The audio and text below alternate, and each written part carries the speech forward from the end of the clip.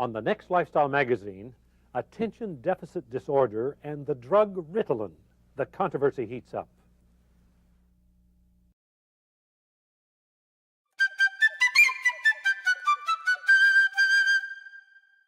This is Hello Channel. ADD, ADHD, and Ritalin have quickly become hot issues in schools, doctors' offices, and homes across the country. At an alarming rate, our children are being diagnosed with attention deficit disorder. And the drug du jour for the treatment of ADD is Ritalin, a member of the amphetamine family. In 1998 alone, around 5 million people in America were prescribed this drug, and Americans use about 85% of the world's Ritalin supply. In a moment, Clifton Davis, Patty Cabrera, and today's guests look at both sides of this Ritalin issue. I'm Dan Matthews, and this is Lifestyle Magazine.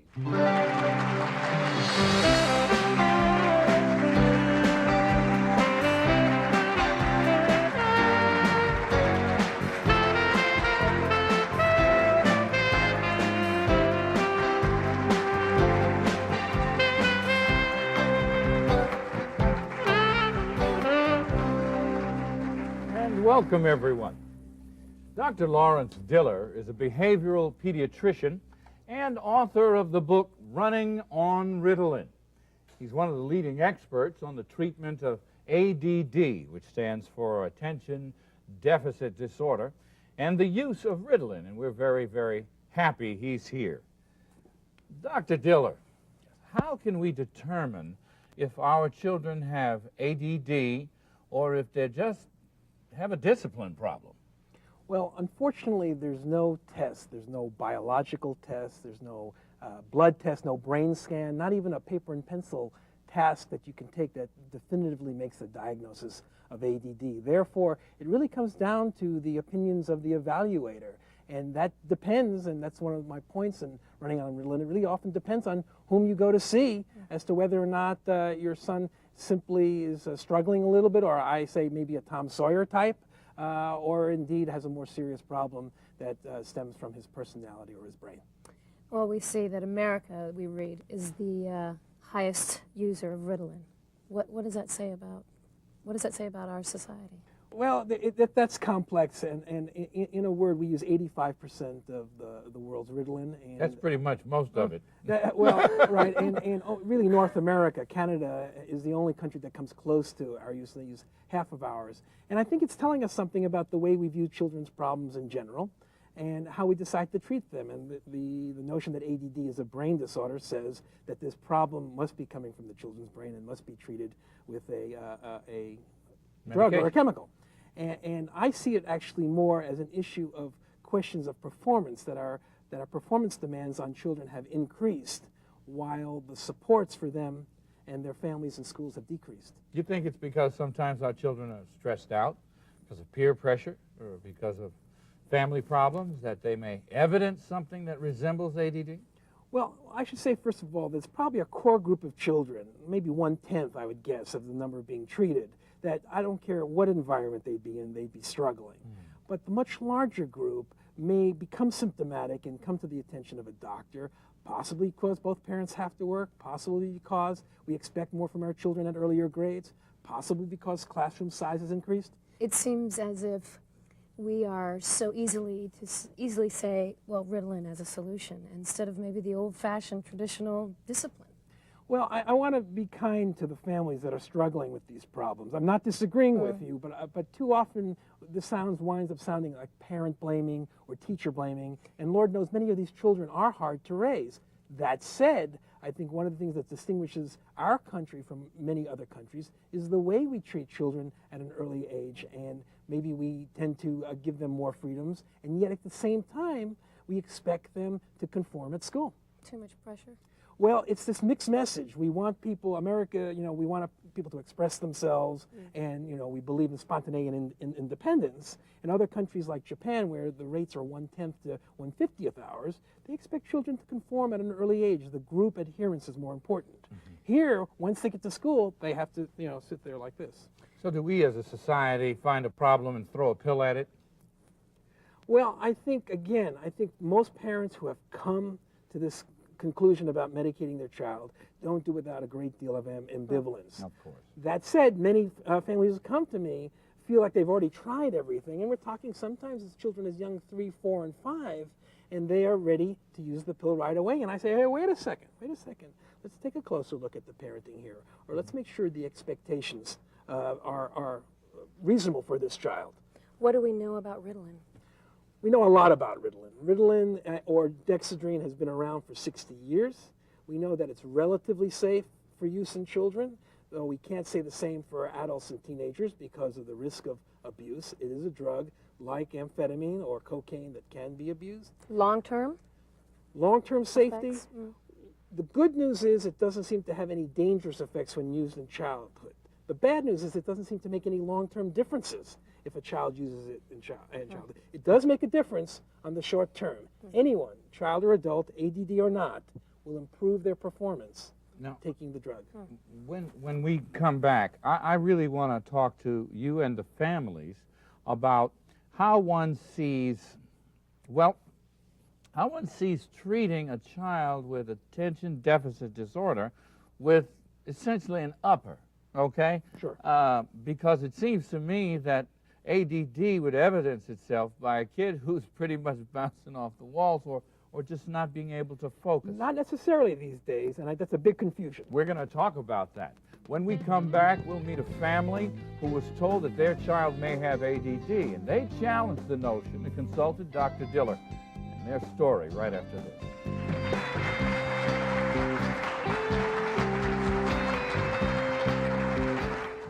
Looking for a brighter future? Learn English and make it happen on Hello Channel.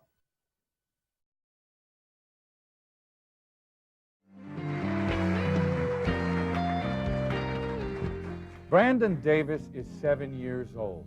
Earlier this year, his parents, Scott and Katie, were told by Brandon's first grade teacher that they should have Brandon evaluated for ADD because he was out of control in the classroom. His parents were skeptical, decided to visit Dr. Diller. Welcome. Katie, I guess I should ask you. He wasn't out of control around the house, was he?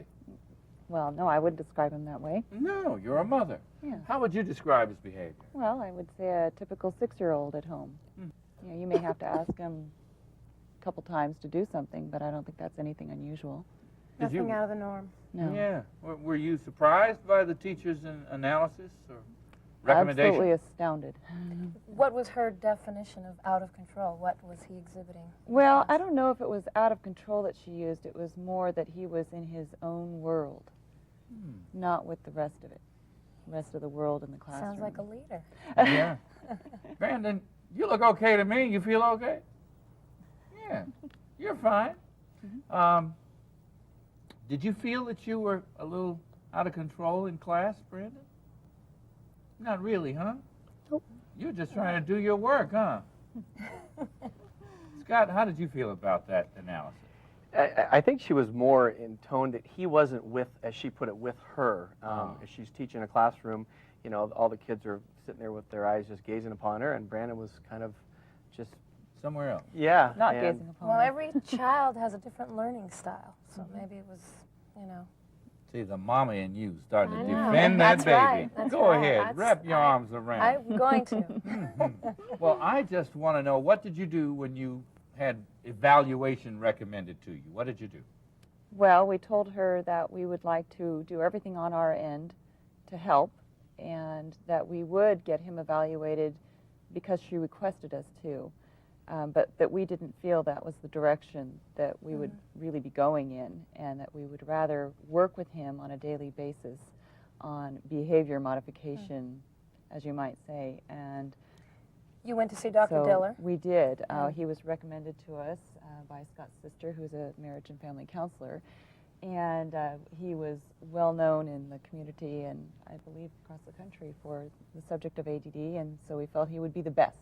So what was your evaluation, Dr. Diller? With meeting Brandon and seeing what a capable student he was, and seeing how well his parents handled him within my setting, because we all met together and we talked and played, I had some serious questions. And I asked the teacher also how she was operating in her classroom, some of the things she used to keep the children on task and disciplined. And what I felt was she was relying a little bit too much on maybe the thinking approaches and not with the more immediacy of a reward or a consequence. Tactile Now, approaches. she was no more that, we need this complete in 15 minutes and then we'll move on to the next thing. Otherwise, you're stuck here.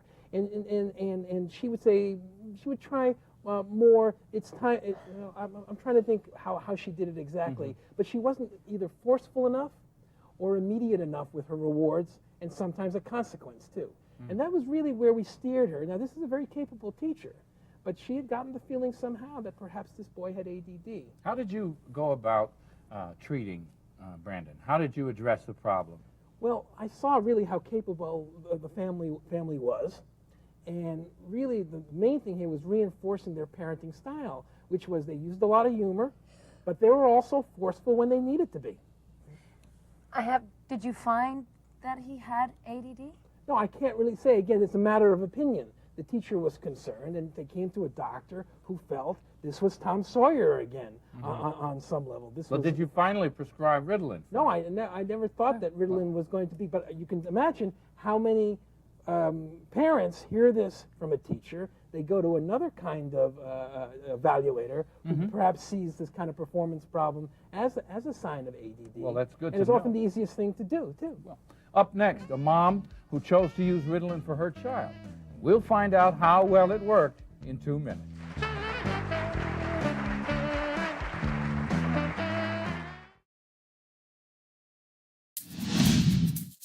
This is Hello Channel. Come learn English as you watch TV. It will change your life. Paola. Sí, mamá. Ven acá, por favor. I don't know how my mom knew, but I guess moms always know. I wasn't being very nice to one of the girls at school.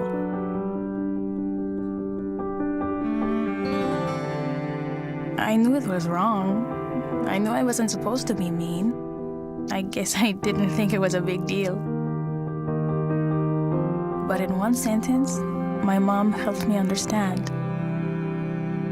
She said, "Mija, you need to treat others the way you want to be treated."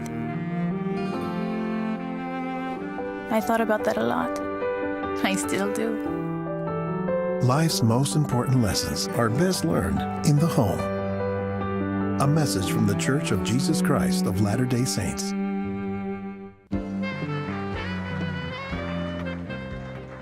Sheila Bose's adopted son, Kevin, is 6 years old and is full of intensity. So much intensity, in fact, that Sheila and her husband, David, were overwhelmed at first by his personality. Well, after numerous complaints from Kevin's preschool about his behavior, they turned to Dr. Diller, who recommended they try Ritalin. Thank you for joining us, Sheila. You're welcome. Thank you. Now, your son, Kevin, had a different kind of display than the last young man we spoke to. Tell us about your son. If my son had been here, he would have been running all over the stage, for starters. He is a very intense little boy. If he found something that interests him, he'll be very interested in it, intensely interested. He'll be fiddling with it, he'll be playing with it, to the point where nothing could distract him from it. And so, with that kind of intensive attention, why do they call it attention deficit? It's a big problem. I think I should answer that. Yeah. The name of this problem keeps on changing. They used to call it hyperactivity. Now they call it attention deficit because of the kind of kid we just saw before, Brandon. That kid has become included under the rubric. What they call the holy trinity of ADD is inattention, distractibility, and impulsivity. However, some of these children, on things that they like, concentrate fine, and people say, well, how can they call it attention deficit disorder? So give us some of the core features. Well, the that problem, we describe- can talk about Kevin. The problem with Kevin is despite excellent parenting coming from Sheila, Sheila was that kind of parent who'd be right on top of her kid with love, too, that Kevin still would have trouble sticking with things he was supposed to do and complying when it wasn't something that wasn't immediately rewarding to him. And so in this case, now it can sound like a bad boy too, but you didn't get that feeling from Kevin. You really got the feeling that this was something more internally driving him that had nothing to do with emotions. It's just very hard for him not impossible, but very hard for him to do things that weren't immediately rewarding. Did Ritalin help? Oh, it helped immensely. I was very reluctant to put him on Ritalin. It took us about 9 months after the diagnosis to start using Ritalin, but it made an immediate difference in his life, in our lives, in his school life. In what way? What were the differences? His ability, it seems like his ability to be in control of himself, to be more aware of his surroundings and the people who he was interacting with, to respond to them in a timely manner without 2 or 3 or 4 or 5 reminders to do things. So it isn't interpreted in a way of disobedience necessarily. You ask him to do something. He just would not have the ability to, he'd be thinking about something else totally at the time, and he could hear you ask to do something and he will just not do it. And you'd think that's disobedience. It wasn't. He just couldn't focus on something else. You know, I have a couple of kids, and, you know, as I was raising them, I would ask them to do things, and over they wouldn't do it. And finally, after years, they did, and I thought, that's growth. That's maturity. And these kids do get better. Yeah. They do get better. But it's important, therefore, that in the midst of an ADD evaluation, that one time someone meet with the family. Because very often, the most useful thing the doctor can do is counsel the parents into taking a more immediate and firm stance with these children. In 30 seconds or less, can you tell me why you chose Ritalin to prescribe for this child? Because I saw for this individual's child, after working with the child and the family and the school, that this would ease this child's suffering. Yet on a bigger level, I have to worry as a citizen the amount of Ritalin we're using as a country. Well, that's very important. And we're trying to talk about easing suffering. We still have more. Don't go away.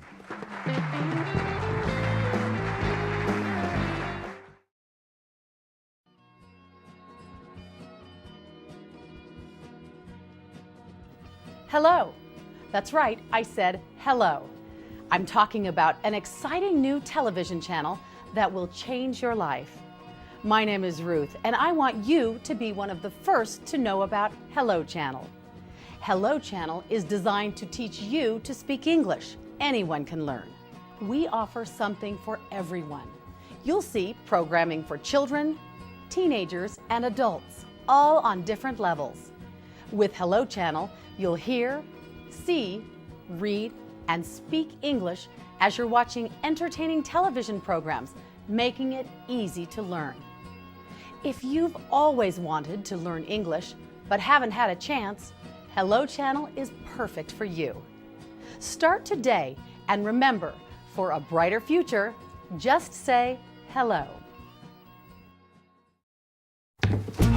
Daddy's home. Hey, come here, you. Oh. Long day. Oh, yeah. So just relax tonight. I can't. It's bowling night.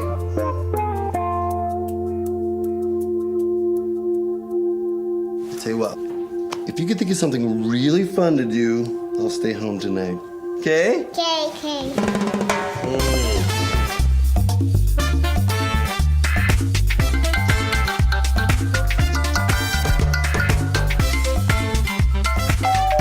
Honey, could you get that? Oh, I'm not gonna make it tonight. It's a bad hair day, so. Give your family everything. Looking good. Give them your time. From the Church of Jesus Christ of Latter-day Saints. And we're back talking about ADD and Ritalin use. And Katie and Scott have rejoined us. Now, with your child, with Brandon, you opted not to use Ritalin. So you had some sort of alternative medication or treatment. Well, no, we never even considered actually using medication on our son. That just wasn't an option in our mind. Mm-hmm. So we got the evaluation done for ADD just for the school to tell them that we're doing everything on our end. Now you need to do what you need to do on your end. And so behavior modification was done more through not giving him any excuses for not behaving properly or not doing things right away. It's the asking the once, maybe twice at most, and then, that's it. So, Dr. Diller, what alternatives are there? Well, these are often chronic problems of complex cause. And so people are attracted. You keep on asking me, well, what is this? That's right. And how I do we want to fix know. it? And everyone out there wants to know this also. But, you know, particularly people are interested in diet and herbal treatments and stuff like that. And unfortunately, virtually all of them have not been proven to be useful for the children like Kevin here. And we stick primarily with behavioral approaches along the line of what we do for Brandon. And then we rely on the stimulants primarily. So behavior modification, yes, as well as sometimes and medication. Making sure there's no learning problems, because that's very, very common here, and working closely with the school and the family. Dr. Diller, ADD is supposedly a brain disorder. What about the neuropathology of it? Well, there are tantalizing brain scans, and there are studies on genes that also link specific genes to this problem, but nothing is definitive yet. And remembering again that even a genetic condition is defined by the culture and the society. We expect more from children, and we're offering them less to their families and their schools. And this creates what I call more a living imbalance rather than a chemical one. Pressure on kids, and maybe not allowing them to be kids. Sometimes that would do it, huh, Patty? I want to ask one more question as we're going out here. What's the role of love? What role does love play? My opinion is that you have to be incredibly more demonstrative of your love for the child in order to help, keep the child feeling good about themselves. Katie, Scott? I like the firm but fair approach, and be consistent. Yeah, it's just, letting them get away with Murray just can't, it's unacceptable. And love is important, but I'm not sure if love is enough when handling a more difficult temperament child. Well, we'll be right back with the final word.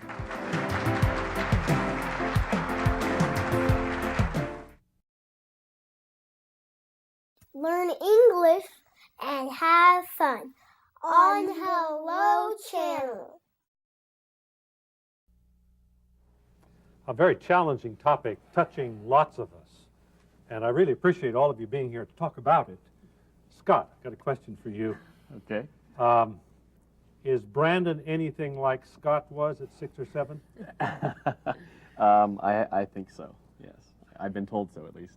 So he's a great kid who's got a great future then, isn't he? Yes, he is. Thank you. Dr. Diller, we do have parents, though, who are at best devastated at what happens in their families, and at worst they fear ultimate destruction. Hope for them. Hope for them. Yes, I think that actually as the children get beyond the age of high school age, many more opportunities open up for them, and they can use their talents. They're not going to be having to sit there for 6 hours, and they can do much better.